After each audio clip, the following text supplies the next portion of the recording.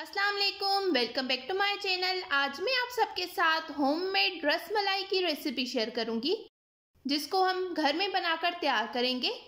इस रसमलाई को हम मिल्क पाउडर से बनाकर तैयार करेंगे। ये रसमलाई बहुत ही ज़्यादा मज़े की बनकर तैयार होती है और बहुत ही ज़्यादा आसान है बनाना। सो चलें जल्दी से रेसिपी को स्टार्ट करते हैं।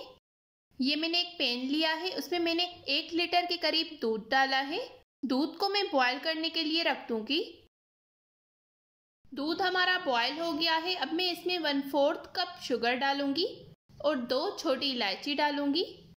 दूध को हमने डिम आंच पर पकने के लिए रख देना है। चलें तब तक हम रसमलाई बनाना स्टार्ट करते हैं। ये मैंने 1 कप मिल्क पाउडर लिया है, 1 टेबल स्पून मैदा, 1 टीस्पून बेकिंग पाउडर। अब इन सारी चीज़ों को हमने अच्छी तरह से मिक्स कर लेना है। अब मैं इसमें 1 टेबल स्पून कुकिंग ऑयल डालूंगी और इसको अच्छी तरह से मिक्स कर लूंगी। अब मैं इसमें 1 अंडा डालूंगी। अंडा आपने हमेशा रूम टेम्परेचर पर यूज़ करना होता है। थोड़ा सा अंडा मैं डालकर इसको अच्छी तरह से मिक्स कर लूंगी। अब मैं इसमें बाकी का अंडा भी डाल दूंगी। आपने बड़े साइज का अंडा यूज़ करना है। आपने इसकी सख्त डो नहीं बनानी, एक सॉफ्ट डो बनाकर रेडी कर लेनी है। ये सारा मिक्सचर हमारा रेडी हो गया है। अब मैं इसको छोटे छोटे पीसेस में कट करके रख दूंगी। जिस साइज़ की आपने रसमलाई बनानी है उस हिसाब से आप इसको डिवाइड कर सकते हैं।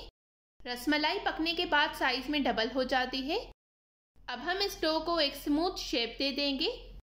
हल्का सा मैं इसको प्रेस कर रही हूँ। जब ये राइज हो तो इसकी शेप अच्छे से आए। सारी रसमलाई मैंने बनाकर तैयार कर ली है। दूध भी हमारा पक रहा था।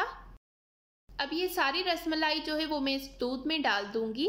इसको हमने इस पॉइंट पर हिलाना बिल्कुल नहीं है, रसमलाई खुद ही दूध में ऊपर आ जाएगी। सारी रसमलाई मैंने डाल दी है। 4 से 5 मिनट के बाद हमने इसकी साइड जो है वो चेंज कर लेनी है। मैं इसको थोड़े थोड़े टाइम के बाद इसकी साइड चेंज करते हुए इसको पका लूँगी। बार बार हमने इसमें चम्मच नहीं चलाना वरना हमारी रसमलाई जो है वो टूट जाएगी। डिम से थोड़ी सी ज़्यादा आग पर मैंने इसको पका लेना है। 5 से 10 मिनट के बाद मैं इसकी साइड जो है वो चेंज कर रही हूँ। 10 से 15 मिनट हो गए हैं। दूध भी तकरीबन सारा ड्राई हो गया है और रसमलाई भी अंदर तक अच्छी तरह से कुक हो गई है। अब मैं इसको निकाल कर सर्व करूंगी।